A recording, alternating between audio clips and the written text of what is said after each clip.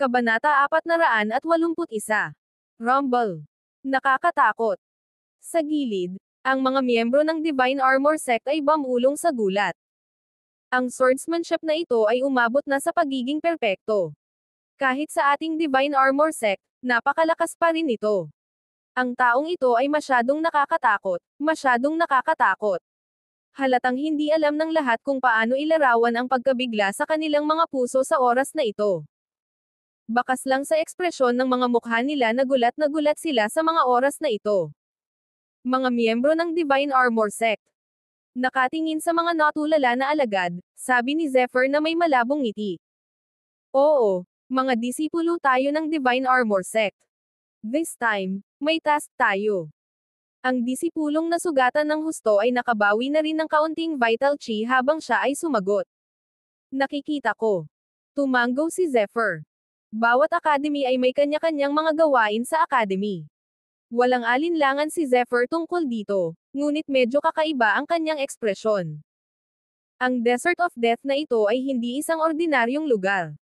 Nagulat nga siya na talagang pumunta dito ang grupo ng mga tao para gumawa ng mga gawain. Sa pagkakataong ito, salamat sa iyong tulong. Di bale. Napadaan lang ako. Tsaka disciple ako ng Boundless Academy. And we've been friends for many years. Ano? Ikaw ang senior brother ng Boundless Academy. Biglang lumuwag ang mukha ng lahat. Ang dalawang akademya ay magkakilala sa loob ng maraming taon at nagkaroon ng malalim na pagkakaibigan kaya naman, matapos ihayag ni Zephyr ang kanyang pagkakakilanlan, ang ngiti sa kanilang mga mukha ay lalong tumaas. Medyo mahirap para sa amin ang misyon na ito, ngunit marami kaming puntos. Nagpalitan kami ng advanced na puppet armor, ngunit halos mamatay kami. Gulat na gulat pa rin ang dalaga. Sa pagtingin sa babaeng ito, bumilis ang tibok ng puso ni Zephyr. Bagamat pambihira ang hitsura ng kabilang partido, maaaring hindi nito magagalaw ang puso ni Zephyr. Ito ay malinaw na ang katawan ng kabilang partido ay malinaw na nagdadala ng isang napakalakas na purong enerhiya. Ang walang katulad na purong enerhiya na ito ay napakalapit sa puwersa ng kaluluwa, ngunit hindi ito puwersa ng kaluluwa. Bukod dito, ang dalisay na lakas ng kabilang partido ay talagang nalampasan ang mga lalaking disipulo ng Divine Armor Sect. Dahil dito, lalo pang na-curious si Zephyr. Gayunpaman, sa pag-iisip ng misteryo ng Divine Armor Sect, mabilis na binawi ni Zephyr ang kanyang tingin. Ang Divine Armor Sect ay isang academy na sikat sa kanyang papay na pamamaraan. Bawat isa sa kanilang mga alagad ay may papay sa labanan. Ang mga battle puppet na ito ay gawa sa metal at kahoy. Ang mga battle puppet na ito ay mukhang mahina sa labanan ngayon, ngunit si Zephyr ay hindi minamaliit, dahil ang mga battle puppet na ito ay malinaw na nasa pinakamababang antas. Sinasabing ang mga advanced level combat puppet ang tunay na pundasyon ng Divine Armor Sect. Kapag ang mga advanced na battle puppet ay umatake, maaari pa silang sumanib sa mga katawan ng mga martial artist at maging armor. Kapag pinagsama ang baluti ang kapangyarihang inilabas ay maaaring gamitin upang labanan ang mga tunay na eksperto. Ang bulong-bulungan ay may mga hindi mapapantayang nakakatakot na battle puppet sa loob ng Divine Armor Sect. Kapag sila ay na-activate na, sila ay sapat na para lumaban sa langit at lupa. Siguro kung totoo ito. Gayunpaman, malamang na ang dahilan kung bakit ang Divine Armor Sect ay kayang mabuhay ng ganoon katagal ay hindi walang basehan. Habang siya ay malalim ang iniisip, nakipag-chat si Zephyr sa mga disipulo ng Divine Armor Sect saglit at pagkatapos ay nagpas siyang umalis. Senior Brother Kan, if you have time in the future, you can come to our sect. This time, kung hindi dahil sa iyo, we would really be in great trouble. Ang Divine Armor Sect ay palaging mapagpatuloy, ngunit sila ay magiliw lamang sa mga kaibigan. Sa makatuwid, malinaw na tinatrato ng kabilang partido si Zephyr Kan bilang isang kaibigan. Kabanata 482. Okay, nasa trial test ako. Kung may pagkakataon, bibisitahin talaga kita. Tumango si Zephyr Kan at sinabing. Dumagundong. Dumagundong. Habang nagsasalita siya, may biglang kumulog sa orihinal na kawalan. Matapos ang pagsabog ng kulog, malinaw na makikita ng isang tao na ang isang bahaghari, tulad ng Milky Way, ay patuloy na umaagos. Sa loob ng ilang panahon, isang malakas na alon ng sigla ang lumitaw sa orihinal na patay na disyerto. Ito ang spiritual river earth vein. Biglang gumalaw ang magandang mukha ng dalaga at tuwang-tuwa siyang napasigaw. Spirit River Earth Vein. Bahagyang gumalaw ang mga mata ni Zephyr Khan at nagtataka siyang nagsalita. Mabilis niyang binuksan ang evil breaking eye sa pagitan ng kanyang mga kilay. Sa isang kisap mata, naramdaman niya na ang puwersa ng buhay ay inilalabas mula sa spiritual river earth vein. Makikita pa nga ng isang tao na sa buhangin ng buhangin sa disyerto ng kamatayan, isang berdeng ilaw ang lumitaw. Ito ay isang tanda ng mga halaman na ipinanganak. Bukod dito, ang bilis ay napakabilis.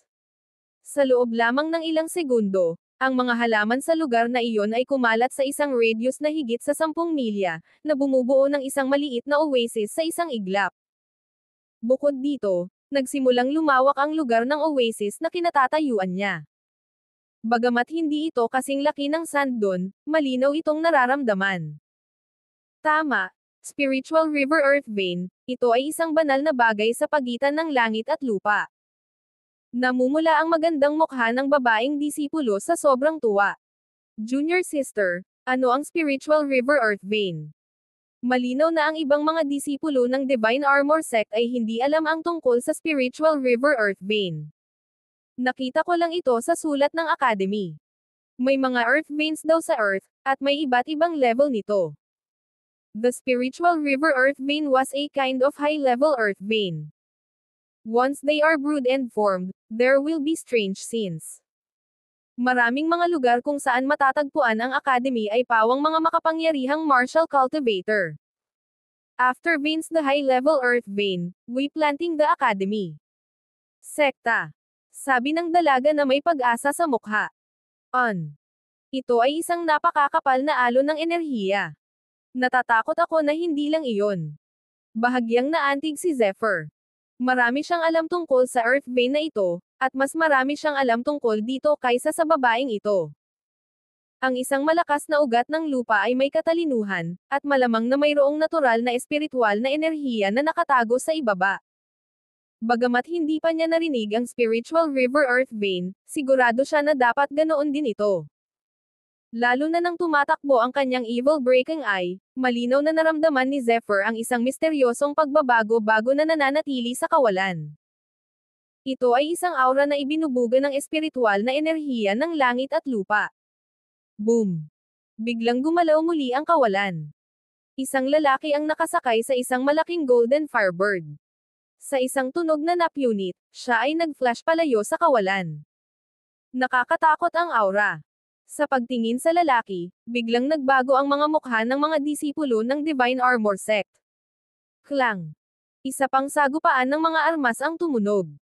Pagkatapos, ang mga figure at aura ay kumikislap mula sa lahat ng direksyon. Mukhang lahat ng mga taong ito ay naakit ng spiritual river earth vein. Tama. Masyadong nakakatakot ang kapangyarihang ito. Ngayon lang ako nakakita ng bakas na parang dilaw na bukal na lumulubog sa loob nito. Kung nabahiran man lang ito ng bakas, nakakamatay. Ang mga disipulo ng Divine Armor Sect ay nagsimulang magsalita tungkol dito. Kabanata 483. Senior Brother Khan, mauna na tayo. Sabi ng dalaga kay Zephyr. Sa kanilang lakas, malamang na hindi nila mapapatay ang ugat ng Spirit River Earth kung titingnan nila ito. Wala silang kapital, kaya natural na nagpasya silang umalis. Well, okay. Mauna ka na. Nakangiting tumango si Zephyr. Matapos silang makitang umalis, itinoon ni Zephyr ang kanyang atensyon sa malayo. Bahagyang kumurap ang kanyang figure at nawala sa kanyang orihinal na lugar. Boom! Napakabilis ni Zephyr. Sa isang kisap mata, huminto na siya at lumipad ng 12 milya. Pagdating niya ay bahagyang nagulat siya. Sa hindi inaasahang pagkakataon, 12 ng tao ang pumunta dito. Bawat isa sa kanila ay naglalabas ng nakakatakot na totoong enerhiya, at ang kanilang mga sandata ay kumikinang ng maliwanag. Wala sa kanila ang nasa ibaba ng Levy 3 Agility Realm. Ang ilan sa kanila ay umabot pa sa ikapitong antas ng Agility Realm.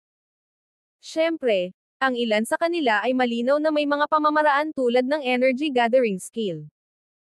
Sa makatuwid, ang pagbabago-bago ng tunay na enerhiya sa kanilang mga katawan ay bahagyang nakakubli, at mahirap makita ang tunay na paglilinang. Dumagundong. Dumagundong.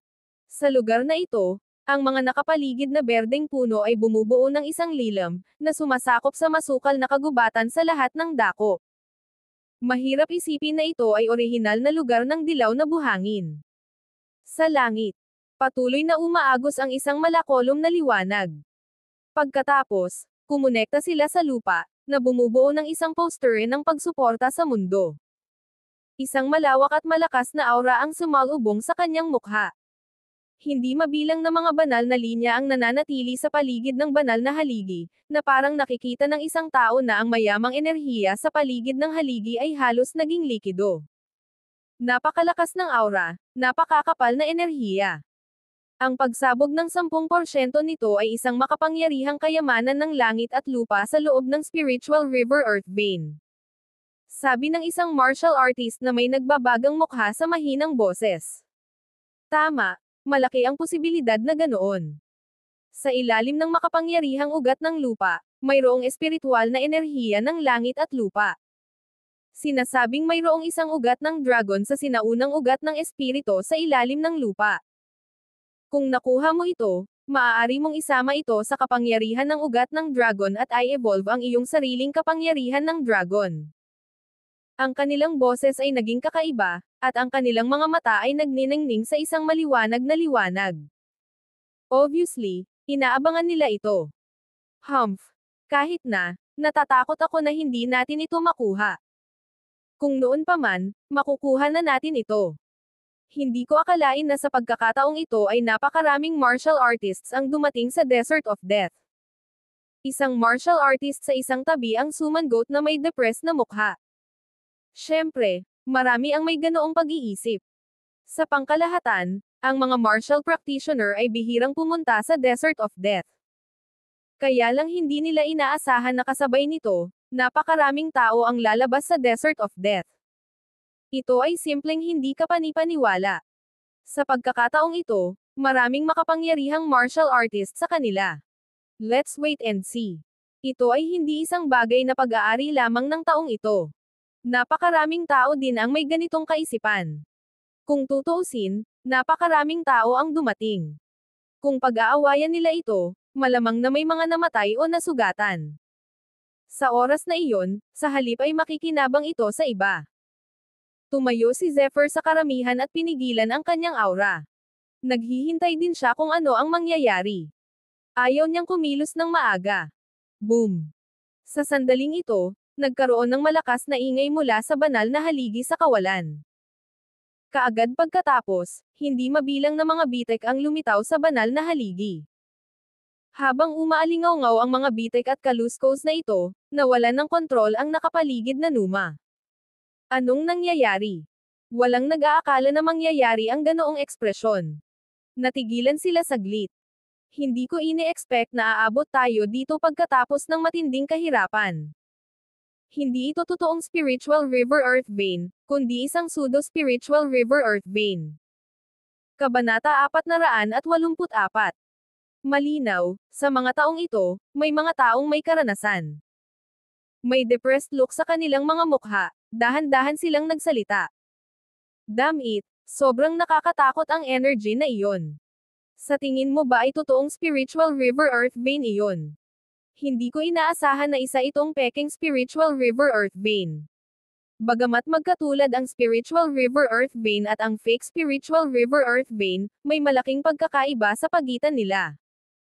Ang tinatawag na fake spirit river earth vein ay napakalapit sa spiritual river earth vein. Gayunpaman, naglabas ito ng isang hindi pangkaraniwang kababalaghan bago ito ganap na niluto. Para lang itong bulkan na nagsimulang bumulwak bago pa man ito nakaipon ng sapat na lakas. Naturally, ang pagkakaiba sa kapangyarihan ay masyadong malaki. Humph! What a disappointment! The fake spirit river earth vein. Bagamat may isang malakas na spiritual energy na nakatago sa ilalim ng lupa, hindi ito maituturing na isang bihirang kayamanan. May gumawa ng nakakainis na tunog. Oo, pumunta ako dito para sa wala.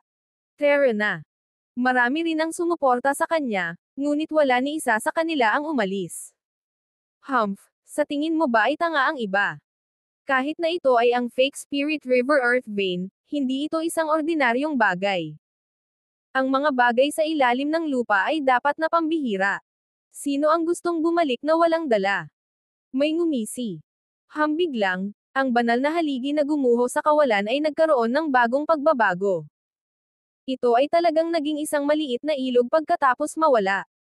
Ang maliit na ilog na ito ay ilang metro lamang ang haba, ngunit ito ay parang isang espiritual na bagay habang ito ay gumagalaw, na nagbibigay dito ng medyo espiritual na anyo.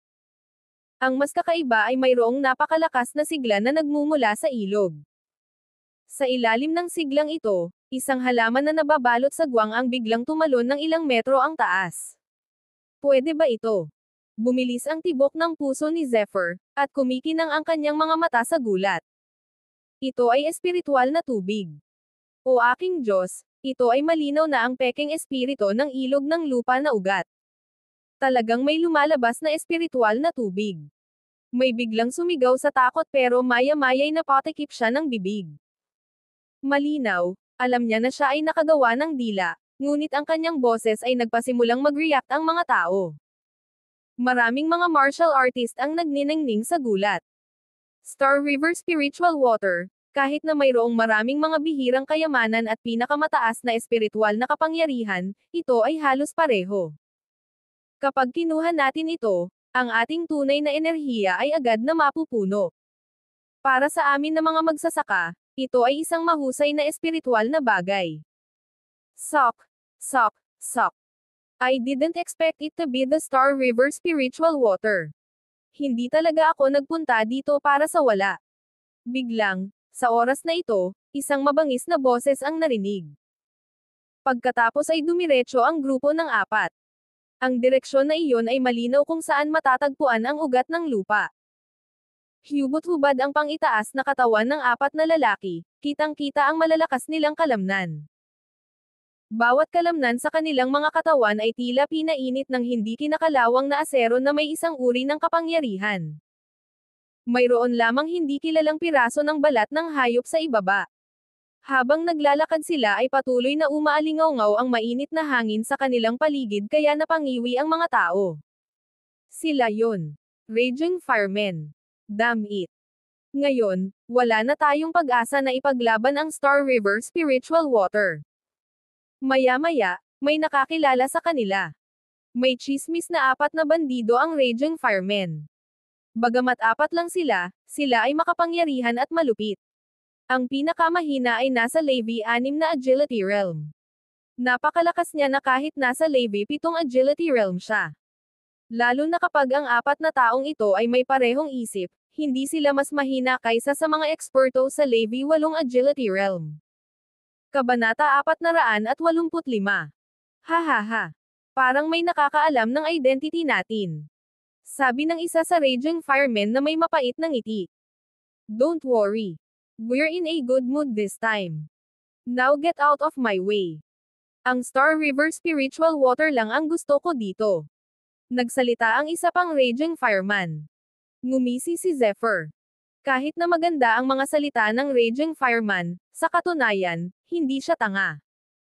Napakaraming martial artists dito. Kahit may lakas silang apat na lumaban sa isang Levi 8 Agility Realm expert, hindi nila kayang labanan ang group battle. Sa oras na ito, hindi lang para takutin ang lahat. Humph. Walang hiyakang nagyayabang. Biglang may humirit. Mukhang nasa early 20s ang lalaking ito. Nakasuot siya ng mahabang espada, na agresibo. Nakasuot siya ng panlaban na damit at may pagmamalaki sa kanyang mukha. Sa likod niya ay isang malaking gintong ibon, na naglalabas ng nakakasilaw na aura. Si Chu Yunjian. I didn't expect it to be Chu Yunjian. He's young and has extraordinary strength, but he's already at Levi 6 na Agility Realm at the age of 21. Ang nakakatakot pa ay nahawakan na niya ang gilid ng sword focus. Sword focus. Nahawakan niya ang gilid ng sword focus sa murang edad. Kung mayroon siyang sword focus sa hinaharap, sisikat siya sa martial arts cultivation ng sword. Nang makita niya ang binata na tinatawag na Chu Yunjian, bahagyang gumalaw si Zephyr. Matapos makita ang ibon, sigurado siya ang tumawid sa kawalan ng kausap niya ang mga tao ng Divine Armor Sect. Hindi katakatakang naglakas loob siyang pukawin ang Raging Fireman. Sayang lang at masyadong mayabang ang Chu Yunjian. Kahit hawakan niya ang talon ng sword intent, hindi siya kalaban nitong apat na Raging Firemen. Tama. Ang sabi-sabi na ang Raging Firemen ay nagtatanim ng kakaibang paraan ng paglilinang mula pa noong mga bata pa sila. Batay ito sa paglamon ng apoy, kaya hindi sila natatakot sa lamig. Ang kanilang tunay na enerhiya ay kasing init ng apoy. Kapag nakipag-away sila sa iba, maaari nilang masunog ang kanilang mga kalaban hanggang mamatay. Speaking of these Raging Firemen, maraming martial artist ang mukhang mahiyain. Yuhu! May mga tao talagang hindi takot sa kamatayan. Nakatingin kay Chu Yunjian, ang isa sa Raging Firemen ay nagpakita ng mabangis na ngiti. Kukunin ko ang Star River Spiritual Water. Anak, hindi ka ba natatakot na liparin ng hangin ang dila mo? Gusto mo ba ng Star River Spiritual Water dahil nasa Levi 6 na Agility Realm ka lang? Ang isa sa mga Raging Firemen's mukha ay ang pinakakakilakilabot. Puno ng galos ang mukha niya, parang mga alupihan. Siya ay tumingin lalo na mabangis. Ang lalaking ito ang pinuno ng Raging Firemen. Siya ang pinakamalakas at naabot na niya ang Levi 7 Agility Realm. Kung puro lakas ko lang ibinase, natural na hindi ako ang kakampi mo. Gayunpaman, ako ngayon ay nagsasalita sa iyo bilang isang panloob na disipulo ng Heavenly Bird Sect. Sekta ng Heavenly Bird. Ang tatlong salitang ito ay hindi bababa sa isang tanda. Biglang nagbago ang mga mukha ng mga martial artist na naruroon. Ang Heavenly Bird Sect ay isang mahusay na academy. Maging ang Boundless Academy na tinitirhan ni Zephyr ay kapantay nito. Ito ay isang napakalaking pag-iral na umiral sa mahabang panahon. Sekta ng Heavenly Bird.